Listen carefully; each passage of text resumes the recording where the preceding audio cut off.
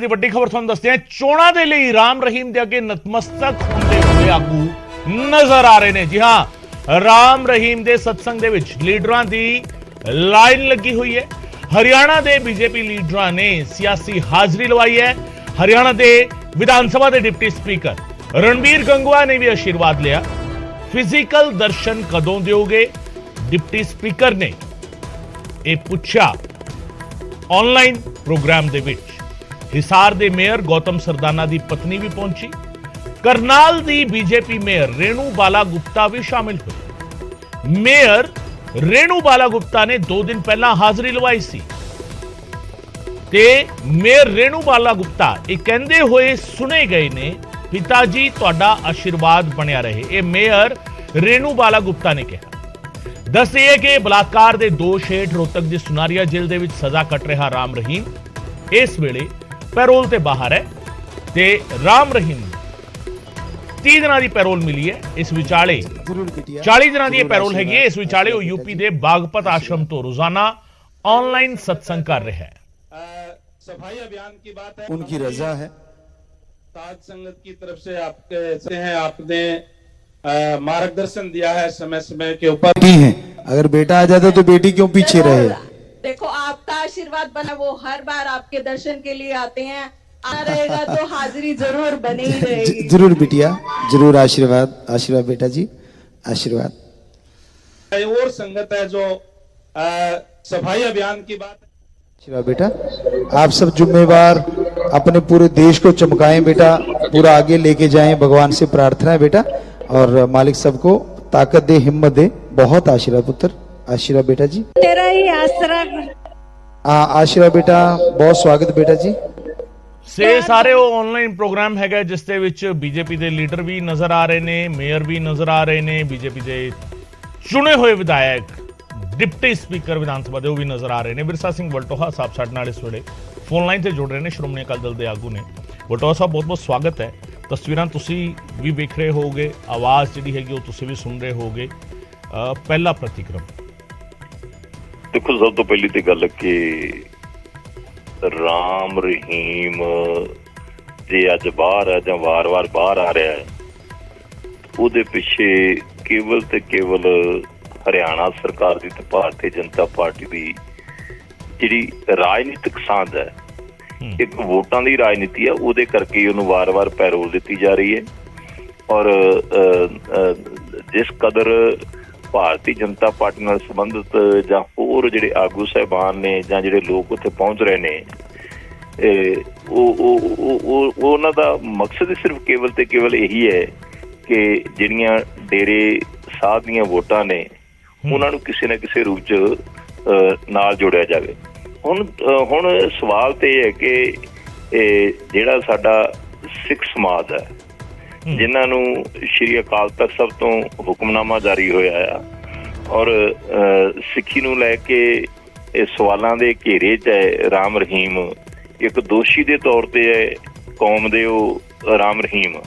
ਤੇ ਫਿਰ ਜੇ ਹਰਿਆਣੇ ਦੇ ਵਿੱਚ ਵੱਡੀ ਗਿਣਤੀ ਵਿੱਚ ਸਿੱਖ ਨੇ ਜਿਨ੍ਹਾਂ ਦੀ ਅਗਵਾਈ ਦੀ ਗੱਲ ਕਦੇ ਕੋਈ ਝਿੰਡਾ ਕਰਦਾ ਆ, ਕਦੇ ਦਾਦੂਵਾਲ ਕਰਦਾ ਹੈ, ਜਾਂ ਕੋਈ ਹੋਰ ਕਰਦੇ ਹੈ ਕਿ ਅਸੀਂ ਜਿਹੜਾ ਆ ਇੱਥੇ ਸਿੱਖਾਂ ਦੀ ਅਗਵਾਈ ਕਰਨੀ ਹੈ, ਤੇ ਫਿਰ ਜੇ ਅਗਵਾਈ ਕਰਨੀ ਹੈ ਤੇ ਫਿਰ ਘੱਟੋ ਘੱਟ ਜਿਹੜਾ ਹਰਿਆਣੇ ਦੇ ਵਿੱਚ ਜਦੋਂ ਭਾਰਤੀ ਜਨਤਾ ਪਾਰਟੀ ਅਜਿਹੀ ਇੱਕ ਸਿੱਖ ਦੁਸ਼ਮਣ ਨੂੰ, ਸਿੱਖ ਵਿਰੋਧੀ ਨੂੰ ਸ਼੍ਰੀ ਅਕਾਲ ਤਖਤ ਸਾਹਿਬ ਵੱਲੋਂ ਦੋਸ਼ੀ ਗਰਦਾਨੇ ਗਏ ਨੂੰ ਮਾਣ ਤੇ ਸਨਮਾਨ ਦਿੰਦੀ ਹੈ, ਤੇ ਫਿਰ ਸਿੱਖਾਂ ਨੂੰ ਉੱਥੇ ਜਿਹੜਾ ਆ ਸਮੁੱਚੇ ਸਿੱਖ ਜਗਤ ਨੂੰ ਹਰਿਆਣੇ ਦੇ ਵਿੱਚ ਘੱਟੋ ਘੱਟ ਜਿਹੜਾ ਆ ਉਹ ਭਾਰਤੀ ਜਨਤਾ ਪਾਰਟੀ ਦੇ ਵਿਰੋਧ 'ਚ ਖੜਨਾ ਚਾਹੀਦਾ ਆ।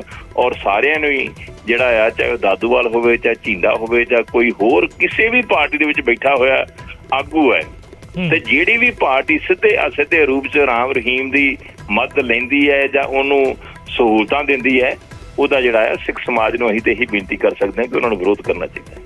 ਸਾਡੇ ਨਾਲ ਜਾਨੀ ਸਾਹਿਬ ਵੀ ਜੁੜ ਰਹੇ ਨੇ। ਵਟੋ ਸਾਹਿਬ ਤੁਸੀਂ ਸਾਡੇ ਨਾਲ ਬਣੇ ਰਹੋ। ਸੁਰਜੀਤ ਸਿੰਘ ਜਾਨੀ ਸਾਹਿਬ ਸਾਡੇ ਨਾਲ ਜੁੜ ਰਹੇ ਨੇ। ਸੁਰਜੀਤ ਜਾਨੀ ਸਾਹਿਬ ਬਹੁਤ ਬਹੁਤ ਸਵਾਗਤ ਹੈ। ਬੀਜੇਪੀ ਆਗੂ ਨੇ ਪੰਜਾਬ ਦੇ ਵਿੱਚ। ਜਾਨੀ ਸਾਹਿਬ, ਤੁਸੀਂ ਵਟੋ ਸਾਹਿਬ ਦੀ ਗੱਲ ਸੁਣੀ ਹੋਣੀ ਹੈ। ਰਾਮ ਰਹੀਮ ਆਨਲਾਈਨ ਆਪਣਾ ਪ੍ਰੋਗਰਾਮ ਕਰ ਰਿਹਾ ਹੈ, ਉਹ ਠੀਕ ਹੈ, ਪ੍ਰੈਰੋਗੇਟਿਵ ਹੋ ਸਕਦਾ ਹੈ, ਇਜਾਜ਼ਤ ਹੋ ਸਕਦੀ ਹੈ ਮਿਲੀ ਹੋਵੇ ਸਰਮਨਸ ਕਰਨ ਦੀ, ਪਰ ਉਸ ਦੇ ਵਿੱਚ ਬੀਜੇਪੀ ਦੇ ਚੁਣੇ ਹੋਏ ਜਿਹੜੇ ਆਗੂ, ਮੇਅਰ, ਡਿਪਟੀ ਮੇਅਰ, ਇੱਥੇ ਤੱਕ ਕਿ ਵਿਧਾਨ ਸਭਾ ਦੇ ਡਿਪਟੀ ਸਪੀਕਰ ਵੀ ਉਸ ਪ੍ਰੋਗਰਾਮ ਦੇ ਵਿੱਚ ਨਜ਼ਰ ਆਉਂਦੇ ਨੇ।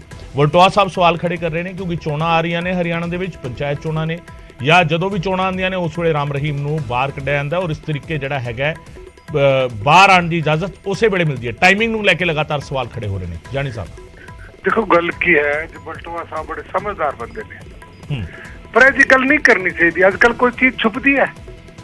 ਅਸੀਂ ਸਾਰੇ ਉੱਥੇ ਨਤਮਸਤਕ, ਬਾਦਲ ਸਾਹਿਬ ਵੀ ਨਤਮਸਤਕ ਹੁੰਦੇ ਰਹੇ ਨੇ, ਸੁਖਬੀਰ ਜੀ ਵੀ ਹੁੰਦੇ ਰਹੇ ਨੇ, ਬੀਬਾ ਜੀ ਵੀ ਹੁੰਦੇ ਰਹੇ ਨੇ। ਮੈਦਾਨ ਜਦੋਂ ਇਲੈਕਸ਼ਨ ਹੁੰਦੇ ਸੀ ਸਾਰੇ ਜਾਂਦੇ, ਸਾਰੇ ਇਹ ਭੱਜਦੇ ਸੀਗੇ। ਇਹ ਕੌਣ ਨਹੀਂ ਗਿਆ ਉੱਥੇ? ਇਹ ਮਤਲਬ ਇਸ ਤਰ੍ਹਾਂ ਦੇਖੋ ਦੁਨੀਆ, ਇਹ ਤਾਂ ਲੋਕ ਸਾਡੇ ਤੋਂ ਲੋਕ ਆ ਨਾ ਜੀ, ਰਾਜਨੀਤੀ ਲੋਕਾਂ ਤੋਂ ਵਿਸ਼ਵਾਸ ਉੱਠ ਗਿਆ ਲੋਕਾਂ ਦਾ, ਐਸੇ ਕਰਕੇ ਉੱਠ ਗਿਆ। ਉਹ ਸਾਡਾ 1 ਮਿੰਟ 'ਚ ਦੋਗਲਾ ਚਿਹਰਾ ਅਸੀਂ ਦੱਸਣ ਲੱਗ ਜਾਂਦੇ ਆ। ਤੁਸੀਂ ਡਿਬੇਟ ਤੇ ਨਾ ਹੀ ਆਓ, ਇੱਕ ਗੱਲ ਨਾ ਹੀ ਕਰੋ ਤਾਂ ਚੰਗੀ ਹੈ, ਪਰ ਜਦੋਂ ਇਹਦੀ ਗੱਲ ਕਰਦੇ ਹੋ ਤਾਂ ਲੋਕਾਂ ਨੂੰ ਸਭ ਪਤਾ ਹੈ ਵੀ ਅਸੀਂ ਕਰਦੇ ਕੀ ਰਹੇ ਹਾਂ। ਬਲਟੋਆ ਸਾਹਿਬ ਇਹਦੀ ਗੱਲ ਅੱਛੀ ਨਹੀਂ ਹੈ, ਆਪਾਂ ਕੀ ਨਹੀਂ ਕੀਤਾ।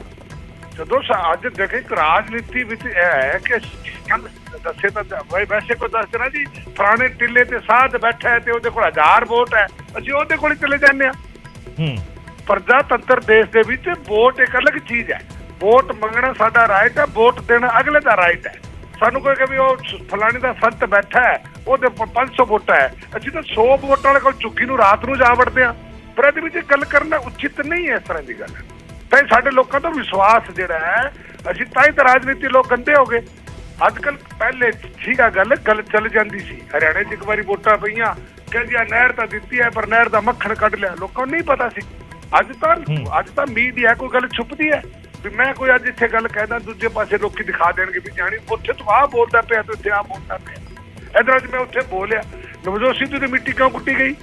ਮਤਲਬ ਸਾਡੀ ਭਾਸ਼ਾ, ਸਾਡਾ ਸਟੈਂਡ ਜਿਹੜਾ ਹੈ ਲੋਕਾਂ ਨੂੰ ਸਮਝ ਆ ਗਿਆ। ਅਸੀਂ ਜਦੋਂ ਤੱਕ ਸਟੈਂਡ ਨਹੀਂ ਹੁੰਦਾ ਬੰਦੇ ਦੀ ਕਦਰ ਨਹੀਂ ਹੁੰਦੀ। ਪਰ ਜਾਨੀ ਸਾਹਿਬ ਸਵਾਲ ਇੱਥੇ ਫਿਰ ਇਹ ਹੈਗਾ, ਜਦੋਂ ਬੀਜੇਪੀ ਦੇ ਆਗੂਆਂ ਨੂੰ ਅਸੀਂ ਇਹ ਸਵਾਲ ਪੁੱਛ ਰਹੇ ਸੀਗੇ ਕਿਉਂਕਿ ਜਦੋਂ ਪੈਰੋਲ ਮਿਲੀ ਉਸ ਵੇਲੇ ਵੀ ਸਵਾਲ ਉੱਠਿਆ ਸੀਗਾ ਕਿ ਟਾਈਮਿੰਗ ਨੂੰ ਲੈ ਕੇ ਬਹੁਤ ਤਕੜਾ ਸਵਾਲ ਹੈ। ਹਰਿਆਣਾ ਵਿੱਚ ਪੰਚਾਇਤ ਚੋਣਾਂ ਹੋਣੀਆਂ ਨੇ, ਆਦਮਪੁਰ ਦੀ ਜ਼ਿਮਨੀ ਚੋਣ ਵੀ ਹੋਣੀ ਹੈ। ਔਰ ਜਦੋਂ ਤੁਸੀਂ ਜਿਸ ਵਕਤ ਦਾ ਜ਼ਿਕਰ ਕਰ ਰਹੇ ਹੋ, ਜਦੋਂ ਤੁਸੀਂ ਕਹਿ ਰਹੇ ਹੋ ਕਿ ਤੁਸੀਂ ਵੀ ਜਾਂਦੇ ਰਹੇ ਹੋ, ਵੱਡੇ ਬਾਦਲ ਸਾਹਿਬ ਵੀ ਗਏ ਨੇ, ਸੁਖਬੀਰ ਬਾਦਲ ਸਾਹਿਬ ਵੀ ਸਾਰੇ ਜਾਂਦੇ ਰਹੇ ਨੇ, ਕੌਣ ਨਹੀਂ ਜਾਂਦਾ, ਪਰ ਛੁਪੇ ਵਾਲੀ ਗੱਲ ਕਿਹੜੀ ਹੈ? ਵੋਟਾਂ ਲੈਣ ਦੇ ਲਈ ਜਾਂਦੇ ਰਹੇ ਨੇ। ਸਾਨੂੰ ਤਾਂ ਉਸ ਵੇਲੇ ਔਰ ਇਸ ਵੇਲੇ ਵਿੱਚ ਰਾਮ ਰਹੀਮ ਦੀ ਪਰਸਨੈਲਿਟੀ ਵਿੱਚ ਕੋਈ ਫਰਕ ਨਹੀਂ ਪਿਆ ਕਿਉਂਕਿ ਉਸ ਵੇਲੇ ਸ਼ਾਇਦ ਇਹ ਸਾਰੇ ਇਲਜ਼ਾਮ ਐਲੀਗੇਸ਼ਨ ਹੀ ਸੀਗੇ, ਹੁਣ ਪ੍ਰੂਵ ਹੋ ਚੁੱਕੇ ਨੇ, ਗਿਲਟੀ ਪ੍ਰੂਵ ਹੋ ਚੁੱਕਿਆ, ਸਜ਼ਾ ਭੁਗਤ ਰਿਹਾ ਹੈ। ਇੱਕ ਉਹ ਸ਼ਖਸ ਜਿਹੜਾ ਬਲਾਤਕਾਰ ਦੇ ਲਈ ਸਜ਼ਾ ਭੁਗਤ ਰਿਹਾ ਹੈ, ਇੱਕ ਉਹ ਸ਼ਖਸ ਜਿਹੜਾ ਕਤਲ ਦੇ ਲਈ ਸਜ਼ਾ ਭੁਗਤ ਰਿਹਾ ਹੈ।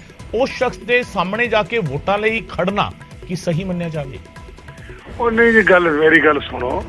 ਅੱਜ ਵੀ ਦੇਖੋ ਗੱਲ ਸੁਣੋ, ਤੁਸੀਂ ਚਾਹੇ ਕੁਛ ਵੀ ਕਹਿ ਦਿਓ, ਅੱਜ ਵੀ ਉਹਦੇ ਨਾਲ ਪਬਲਿਕ ਇੰਨੀ ਜੁੜੀ ਹੋਈ ਹੈ। ਮੈਂ ਆਪਾਂ ਇਹ ਨਹੀਂ ਕਹਿੰਦੇ ਸਾਰੇ ਸੰਤਾਂ ਨਾਲ ਹੀ ਹੈ ਜੀ, ਕਿੱਥੇ ਨਹੀਂ ਜੁੜਿਆ। ਬਾਬਾ ਡੰਡਰੀ ਵਾਲਾ ਦੇਖ ਲਓ, ਹਜ਼ਾਰਾਂ ਦੀ ਸਤਸੰਗ ਖੜੀ ਹੁੰਦੀ ਹੈ। ਕਿਹੜਾ ਸਾਧ ਜਿਹੜਾ ਹਿੰਦੁਸਤਾਨ ਦੇ ਵਿੱਚ ਇੱਕ ਅੰਧ ਵਿਸ਼ਵਾਸ, ਤੁਸੀਂ ਕਿਸੇ ਨੂੰ ਕੀ ਕਹਿ ਸਕਦੇ ਹੋ? ਦੱਸੋ ਇਹਦੇ ਬਾਰੇ। ਠੀਕ ਹੈ, ਹਰੇਕ ਨੂੰ ਆਪਣਾ ਆਪਣਾ ਸਵਾਰਥ ਹੈ, ਆਪਣਾ ਆਪਣਾ ਲਾਲਚ ਹੈ। ਆਪਣਾ ਲਾਲਚ ਅਸੀਂ ਜੋ ਕਰੀਏ ਉਹ ਤਾਂ ਚੰਗਾ, ਦੂਜਾ ਕੋਈ ਕਰੇ ਉਹ ਮਾੜਾ ਹੈ। ਸਾਨੂੰ ਦੂਜਾ ਅਸੀਂ ਕਿੱਥੇ ਜਾ ਕੇ ਮੱਥਾ ਟੇਕ ਕੇ ਕਿੱਥੇ ਵੋਟ ਮੰਗੀਏ, ਅਸੀਂ ਤਾਂ ਸਹੀ ਹਾਂ।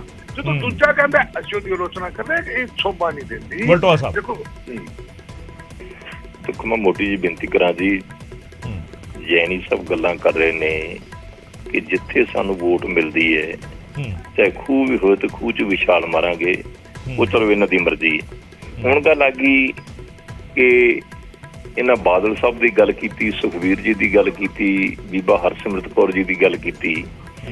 2007 ਤੋਂ ਜਦੋਂ ਉਹਦੇ ਵਿਰੁੱਧ ਹੁਕਮਨਾਮਾ ਜਾਰੀ ਹੋਇਆ ਆ, ਉਸ ਤੋਂ ਬਾਅਦ ਕਿਸੇ ਵੀ ਤਰ੍ਹਾਂ ਦਾ ਉਸ ਡੇਰੇ ਦੇ ਉੱਤੇ ਅਕਾਲੀ ਲੀਡਰਸ਼ਿਪ ਜਿਹੜੀ ਜਿਨ੍ਹਾਂ ਦੇ ਨਾਂ ਲਏ ਨੇ ਉਹਨਾਂ 'ਚੋਂ ਕੋਈ ਵੀ ਗਿਆ ਹੋਵੇ ਕਿਸੇ ਵੀ ਥਾਂ ਤੇ ਉਹਨੂੰ ਰਾਮ ਰਹੀਮ ਨੂੰ ਮਿਲੇ ਹੁਣ, ਤੇ ਮੈਂ ਦੇਣਦਾਰ ਹਾਂ ਤੇ ਮੈਂ ਔਨ ਮੀਡੀਆ ਸਾਡੇ ਜੈਨੀ ਸਾਹਿਬ ਬੜੇ ਸਤਿਕਾਰਯੋਗ, ਸਾਡਾ ਪਿਆਰ ਵੀ ਆਪਸ ਵਿੱਚ, ਮੈਂ ਇਹਨਾਂ ਕੋਲੋਂ ਮਾਫੀ ਮੰਗੂਗਾ। ਪਹਿਲੀ ਤਾਂ ਗੱਲ ਇਹ। ਦੂਜੀ ਗੱਲ ਜਿਹੜੀ ਤੁਸੀਂ ਗੱਲ ਕੀਤੀ ਹੈ ਕਿ ਇੱਕ ਜਿਹੜਾ ਸਮਾਜ ਦਾ ਦੋਸ਼ੀ ਜਿਹਨੇ ਕਤਲ ਵੀ ਕੀਤੇ ਨੇ ਸਾਬਤ ਹੋ ਚੁੱਕੇ ਹੈ, ਜਿਹਨੇ ਬਲਾਤਕਾਰ ਕੀਤੇ ਨੇ ਸਾਬਤ ਹੋ ਚੁੱਕੇ ਹੈ, ਤੇ ਜੇ ਬਲਾਤਕਾਰੀਆਂ ਦੇ ਅੱਗੇ ਜਾਂ ਜਿਹੜੇ ਸਮਾਜ ਦੇ ਕਾਤਲ ਨੇ ਉਹਨਾਂ ਦੇ ਅੱਗੇ ਜਾ ਕੇ ਭਾਰਤੀ ਜਨਤਾ ਪਾਰਟੀ ਦੇ ਆਗੂ ਹੱਥ ਜੋੜ ਕੇ ਖੜਨਗੇ ਤੇ ਸਮਾਜ ਨੂੰ ਕੀ ਸੇਧ ਦਿਓਗੇ? ਕੇਵਲ ਤੇ ਕੇਵਲ ਵੋਟਾਂ ਕਰਕੇ?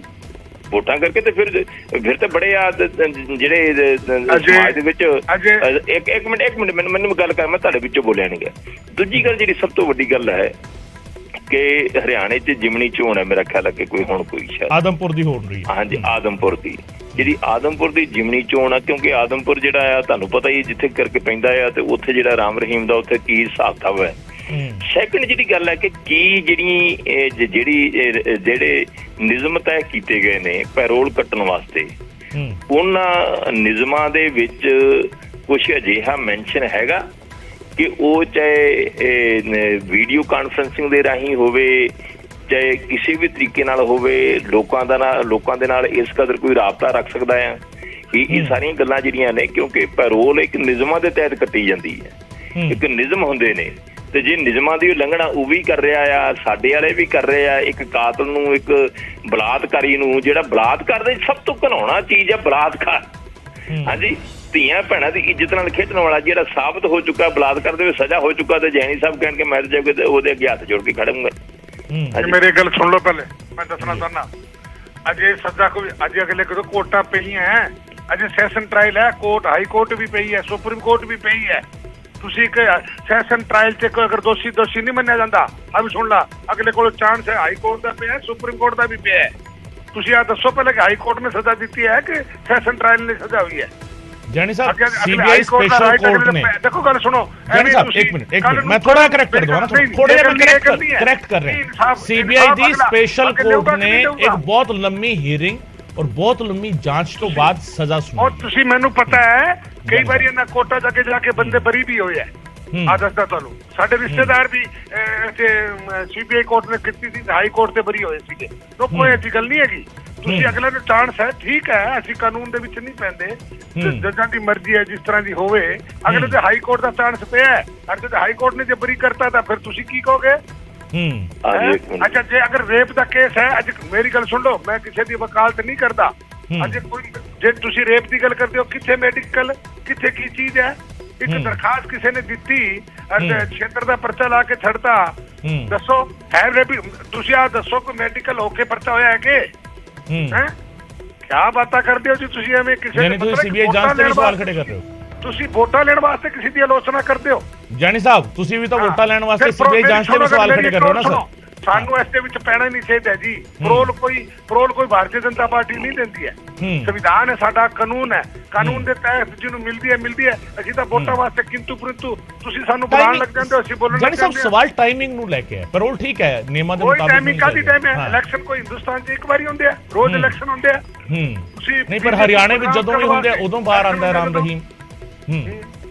ਹਰਿਆਣਾ ਵਿੱਚ ਜਦੋਂ ਵੀ ਇਲੈਕਸ਼ਨ ਹੁੰਦੇ ਆ ਉਦੋਂ ਰਾਮ ਰਹੀਮ ਬਾਹਰ ਆਉਂਦਾ। ਇਸ ਨੂੰ ਲੈ ਕੇ ਸਵਾਲ ਖੜੇ ਹੋ ਰਹੇ। ਹਿੰਦੁਸਤਾਨ ਦੇ ਵਿੱਚ 12 ਮਹੀਨੇ ਇਲੈਕਸ਼ਨ ਹੁੰਦੇ ਨੇ। ਸਰ, ਹਿੰਦੁਸਤਾਨ ਨਹੀਂ, ਹਰਿਆਣੇ ਦੀ, ਆਪਾਂ ਤਾਂ ਹਰਿਆਣਾ ਦੀ ਗੱਲ ਕਰ ਰਹੇ ਨਾ ਸਰ। ਕੀ ਇੱਕ ਬਾਈ ਇਹ ਕੋਈ ਅਮਿਤ ਸ਼ਾਹ ਨੇ ਜ਼ਮਾਨਤ ਦਿੱਤੀ ਹੈ? ਅਗਲੇ ਦਾ ਰਾਈਟ ਹੈ, ਕੋਰਟ ਨੇ ਦਿੱਤੀ ਹੈ, ਕੋਰਟ ਨੂੰ ਪੁੱਛੋ, ਸਵਾਲ ਕਰੋ, ਕੋਰਟ ਨੂੰ ਸਵਾਲ ਕਰੋ। ਭਾਰਤੀ ਜਨਤਾ ਪਾਰਟੀ ਦਾ ਵਿੱਚ ਕੀ ਰੋਲ ਹੈ ਜੀ? ਚਲੋ ਬਲਟੋਆ ਸਾਹਿਬ, ਲਾਸਟ ਕਮੈਂਟ। ਦੇਖੋ, ਮੇਰੀ ਬੇਨਤੀ ਹੈ ਕਿ ਜੇ ਤੇ ਗੁਜਰਾਤ ਦੇ ਵਿੱਚ ਇੱਕ ਬਲਕੀਸ ਬਾਨੋ ਜਿਹਦੇ ਨਾਲ ਬਲਾਤਕਾਰ ਕੀਤਾ, ਜਿਹਦੇ 7 ਜੀ ਪਰਿਵਾਰ ਦੇ ਮਾਰ ਦਿੱਤੇ ਜਾਣ, ਮਾਰ ਦਿੱਤੇ ਐਵੇਂ ਬਲਟੋਆ ਸਾਹਿਬ ਨਾ ਕਰੋ। ਤੁਸੀਂ ਬਲਟੋਆ ਸਾਹਿਬ ਚੰਗੇ ਭਲੇ ਬੰਦੇ, ਤੁਹਾਡੀ ਇੱਜ਼ਤ ਹੈ, ਤੁਸੀਂ ਗੱਲ ਨਾ ਕਰੋ। ਗੱਲ ਕਰਦੇ ਹੋ ਨਾ ਜੀ, ਗੱਲ ਕਰਦੇ ਹੋ ਜੀ, ਗੱਲ ਮੇਰੀ ਗੱਲ ਇਸ ਤਰ੍ਹਾਂ ਸਾਰੇ ਛਾਪੇ ਤਾਂ ਆਪਣੇ ਪਾਏ ਹੋਏ ਨੇ, ਆਪਾਂ ਸਾਰੇ ਛਾਪੇ ਪਾਏ। ਮਾਫੀ ਕਿੰਨੇ ਦਿੱਤੀ ਸੀ? ਅੱਜ ਪੰਜਾਬ ਬਰਬਾਦ ਕਿਵੇਂ ਹੋਇਆ? ਇਹ ਤੁਹਾਡੀ ਗਲਤੀ ਕਰਕੇ ਤਾਂ ਸਾਰਾ ਛਾਪਾ ਹੋਇਆ ਹੈ। ਔਰ ਤੁਸੀਂ ਗੱਲਾਂ ਕਰਦੇ ਹੋ ਵਕੀਲ ਬਣ ਕੇ। ਜੈਨੀ ਸਾਹਿਬ ਗੱਲ ਤੇ ਪੂਰੀ ਕਰ ਲੈਂਦੇ ਹੋ ਤੁਸੀਂ। ਅੱਛਾ, ਮੇਰੀ ਗੱਲ ਸੁਣੋ, ਜਿਹੜੀ ਉੱਥੇ ਇੱਕ ਬੰਦਾ ਪੈਰੋਲ ਕੱਟਣਾ ਹੈ, ਮਾਫੀ ਤੁਸੀਂ ਜੋ ਮਹਾਰਾਜਾ ਰਣਜੀਤ ਸਿੰਘ ਜੈਨੀ ਸਾਹਿਬ ਕੋਈ ਫਾਇਦਾ ਹੈਗਾ ਨਾ? ਕਿਦਾਂ ਦਾ ਕੋਈ ਫਾਇਦਾ ਹੈਗਾ? ਸਾਨੂੰ ਇਸ ਤਰ੍ਹਾਂ ਕਰਦੇ ਜੇ ਤੁਸੀਂ ਗੱਲ ਮੈਨੂੰ ਕਰਨ ਦਿਓ, ਚਿੱਠੀ ਨਾਲ ਮਾਫੀ ਦੇ ਮੈਨੂੰ ਗੱਲ ਕਰਨ ਦਿਓ ਨਾ ਪੂਰੀ, ਮੈਨੂੰ ਗੱਲ ਪੂਰੀ ਕਰਨ ਦਿਓ, ਗੱਲ ਪੂਰੀ ਕਰਨ ਦਿਓ। ਕੱਲ ਨੂੰ ਇਸ ਤਰ੍ਹਾਂ ਕਰਦੇ ਸਿਆਣੇ ਬਿਆਣੇ ਜੇ ਤੁਸੀਂ ਸਿਆਣੇ ਬੰਦੇ, ਤੁਸੀਂ ਚੰਗੀ ਗੱਲ ਕਰੋ, ਤੁਹਾਡੀ ਇੱਜ਼ਤ ਹੈ ਚੰਗੀ। ਮੈਂ ਵਧੀਆ ਕਰਦਾ ਹੀ ਗੱਲ। ਮੈਂ ਦੇਖੋ ਜੀ ਬਲਟੋਆ ਕੀ ਕਰੀ, ਮੈਂ ਕਿਹਾ ਤੁਸੀਂ ਮੈਨੂੰ ਗੱਲ ਕਰਨ ਦਿਓ ਨਾ ਜੀ। ਉੱਥੇ ਜਿਹੜੇ ਉੱਥੇ 11 ਬੰਦੇ ਛੱਡੇ ਗਏ ਨੇ 15 ਅਗਸਤ ਨੂੰ, ਉਹ ਸੁਪਰੀਮ ਕੋਰਟ 'ਚ ਚੈਲੰਜ ਹੋਏ ਔਰ ਸਰਕਾਰ ਨੂੰ ਐਫੀਡੇਵਿਟ ਮੰਗਿਆ ਸੁਪਰੀਮ ਕੋਰਟ ਨੇ, ਤੇ ਐਫੀਡੇਵਿਟ ਦਿੱਤਾ। ਜਿਹੜੇ ਬੰਦੇ ਚੰਗੇ ਨੇਕ ਚਾਲ ਚੱਲਣੀ ਕਰਕੇ ਰਿਹਾ ਕੀਤੇ ਗਏ ਨੇ ਉਹਨਾਂ ਬਾਰੇ ਇੱਕ ਆਇਆ, ਇੱਕ ਉਹਨਾਂ ਚੋਂ ਕੈਦੀ ਨੇ ਜਿਹੜੇ ਰਿਹਾ ਕੀਤੇ ਸੀ ਭਾਰਤੀ ਜਨਤਾ ਪਾਰਟੀ ਨੇ 15 ਅਗਸਤ ਦੇ ਉੱਤੇ ਸਰਕਾਰ ਨੇ, ਕੇਂਦਰ ਸਰਕਾਰ ਦੇ ਕਹਿਣ ਦੇ ਉੱਤੇ, ਕਿਉਂਕਿ CBI ਦਾ ਕੇਸ ਸੀਗਾ ਤੇ ਉਹਨਾਂ ਦੇ ਵਿੱਚ ਇੱਕ ਬੰਦੇ ਨੇ ਪੈਰੋਲ ਤੇ ਆ ਕੇ ਜਿਹੜਾ ਬਲਾਤਕਾਰ ਕੀਤਾ। ਪਰ ਬਲਾਤਕਾਰ ਪੈਰੋਲ ਤੇ ਆ ਕੇ ਉਹਨੂੰ ਵੀ ਕਹਿੰਦੇ ਕਿ ਚੰਗੀ ਗੱਲ ਹੈ ਜੀ, ਉਹ ਬੜੀ ਨੇਕ ਚਾਲ ਚੱਲਣੀ ਹੈ, ਸਾਫ਼ ਉਹਨਾਂ ਦਾ ਕਰੈਕਟਰ ਹੈ, ਵਧੀਆ ਕਰੈਕਟਰ ਹੈ। ਬਹੁਤ ਬਹੁਤ ਸ਼ੁਕਰੀਆ ਵਲਟੋਆ ਸਾਹਿਬ, ਤੁਹਾਡਾ ਵੀ ਬਹੁਤ ਬਹੁਤ ਸ਼ੁਕਰੀਆ। ਜਾਨੀ ਸਾਹਿਬ ਤੁਹਾਡਾ ਵੀ ਬਹੁਤ ਬਹੁਤ ਸ਼ੁਕਰੀਆ ਸਾਡੇ ਨਾਲ ਗੱਲ ਕਰਨ ਦੇ ਲਈ। ਸੋ ਕਿਉਂਕਿ ਇਹ ਚਰਚਾ ਜਿਹੜੀ ਹੈਗੀ ਹੈ, ਸਵਾਲ ਜਿਹੜੇ ਹੈਗੇ ਦੋਵਾਂ ਦੇ ਖੜੇ ਹੁੰਦੇ ਨੇ। ਸ਼੍ਰੋਮਣੀ ਅਕਾਲੀ ਦਲ ਦੇ ਲਈ ਸਵਾਲ ਇਹ ਖੜਾ ਹੁੰਦਾ ਹੈ ਕਿ ਰਾਮ ਰਹੀਮ ਨੂੰ ਮਾਫੀ ਦੇਣ ਵਾਲਾ ਕੌਣ ਸੀਗਾ। ਬੀਜੇਪੀ ਇਹ ਸਵਾਲ ਚੁੱਕ ਰਹੀ ਹੈ। ਹਾਲਾਂਕਿ ਬੀਜੇਪੀ ਦੇ ਆਗੂ ਇਹ ਵੀ ਕਹਿੰਦੇ ਨਜ਼ਰ ਆਏ ਕਿ ਹਜੇ ਤਾਂ ਸਿਰਫ ਲੋਅਰ ਕੋਰਟ ਨੇ ਸਜ਼ਾ ਦਿੱਤੀ ਹੈ, ਰਾਮ ਰਹੀਮ ਦੇ ਕੋਲ ਆਪਸ਼ਨਸ ਜਿਹੜੀਆਂ ਨੇ ਉਹ ਹਜੇ ਖੁੱਲੀਆਂ ਨੇ। ਰਾਮ ਰਹੀਮ ਨੂੰ ਹੋ ਸਕਦਾ ਹੈ ਕਿ ਜੇਕਰ ਹਾਈ ਕੋਰਟ ਨੇ ਬਰੀ ਕਰ ਦਿੱਤਾ ਜਾਂ ਅਪਰ ਕੋਰਟ ਨੇ ਬਰੀ ਕਰ ਦਿੱਤਾ ਫਿਰ ਅਸੀਂ ਕੀ ਕਹਾਂਗੇ। ਇਹ ਸਾਰੇ ਤਰਕ ਬੀਜੇਪੀ ਦੇ ਰਹੀ ਹੈ ਔਰ ਬੀਜੇਪੀ ਦੇ ਆਗੂ ਰਾਮ ਰਹੀਮ ਦੇ ਸਾਹਮਣੇ ਖੜ ਕੇ ਹੱਥ ਜੋੜ ਕੇ ਖੜੇ ਨੇ, ਆਸ਼ੀਰਵਾਦ ਮੰਗ ਰਹੇ ਨੇ। ਇਹ ਆਸ਼ੀਰਵਾਦ ਸਿਰਫ ਕੋਈ ਅਜਿਹਾ ਸਿਰਫ ਇਹ ਕਹਿ ਲਿਆ ਜਾਵੇ ਕਿ ਕੋਈ ਡੇਰਾ ਮੁਖੀ ਤੋਂ ਆਸ਼ੀਰਵਾਦ ਸਿਰਫ ਮੰਗਿਆ ਜਾ ਰਿਹਾ ਹੈ ਜਾਂ ਵੋਟਾਂ ਦਾ ਆਸ਼ੀਰਵਾਦ ਹੈਗਾ। ਹਾਲਾਂਕਿ ਇਸ ਨੂੰ ਲੈ ਕੇ ਸਵਾਲ ਉੱਠ ਰਹੇ ਨੇ ਕਿਉਂਕਿ ਹਰਿਆਣਾ ਦੇ ਵਿੱਚ ਪੰਚਾਇਤ ਚੋਣਾਂ ਵੀ ਨੇ ਔਰ ਹਰਿਆਣਾ ਦੇ ਵਿੱਚ ਆਦਮਪੁਰ ਦੀ ਜ਼ਿਮਨੀ ਚੋਣ ਵੀ ਹੈ ਔਰ ਇਸੇ ਕਰਕੇ ਸਵਾਲ ਉੱਠ ਰਹੇ ਨੇ। ਹਾਲਾਂਕਿ ਸਵਾਲ ਜਿਹੜਾ ਹੈਗਾ ਸ਼੍ਰੋਮਣੀ ਅਕਾਲੀ ਦਲ ਨੂੰ ਲੈ ਕੇ ਵੀ ਉੱਠਦੇ ਨੇ। ਸ਼੍ਰੋਮਣੀ ਅਕਾਲੀ ਦਲ ਜਿਹੜੇ ਸਵਾਲ ਖੜੇ ਕਰ ਰਿਹਾ ਹੈ ਕਿ ਜਿਸ ਸ਼ਖਸ ਨੂੰ ਸਜ਼ਾ ਹੋ ਚੁੱਕੀ ਹੈ ਉਸ ਸ਼ਖਸ ਦੇ ਅੱਗੇ ਹੱਥ ਜੋੜਨ ਦਾ ਮਤਲਬ ਕੀ, ਭਾਵੇਂ ਵੋਟਾਂ ਲਈ ਹੀ ਕਿਉਂ, ਪਰ ਵੋਟਾਂ ਲਈ ਵੀ ਅਜਿਹੇ ਸ਼ਖਸ ਦੇ ਅੱਗੇ ਹੱਥ ਜੋੜਨ ਦਾ ਮਤਲਬ ਕੀ। ਸਵਾਲ ਇਸ ਨੂੰ ਲੈ ਕੇ ਵੀ ਉੱਠ